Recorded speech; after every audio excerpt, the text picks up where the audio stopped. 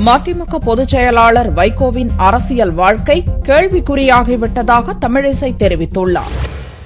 தமிழக பாரதிய ஜனதா மாநில தலைவர் தமிழிசை கட்சி அலுவலகமான கமலாலயத்தில் சனிக்கிழமையன்று செய்தியாளர்களை சந்தித்தார். இலங்கை தேர்தல் முடிவு குறித்து கருத்து தெரிவித்த மதிமுக பொதுச் செயலாளர் வைகோ இது மோடிக்கான தோல்வி என தெரிவித்ததை சுட்டிக்காட்டினார். வைகோவின் இக்கருத்து இனி தமிழகத்தில் அரசியல் நடத்த முடியாதோ என்ற எண்ணத்தின் வெளிப்பாடாக இருப்பதாக தமிழிசை கூறினார். ராஜபக்சே தோல்வி அடைய வேண்டும் என்று ஒவ்வொரு தமிழனின் உயிரும் உணர்வும் வேண்டியது. அதற்கேற்ப ராஜபக்சே தோல்வி அடைந்திருக்கிறார். புதிய அதிபர் தேர்ந்தெடுக்கப்பட்டிருக்கிறார்.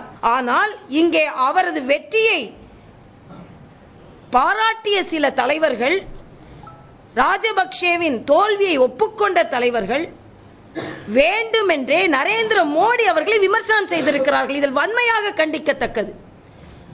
சகோதரர் வைகோ அவர்கள் இனிமேல் ஒருவேளை நம்மால் அரசியல் நடத்த முடியாது, அங்கே இலங்கையில் பிரச்சனைகள் தீரப்போகிறது என்று நினைத்து சொல்கிறார்.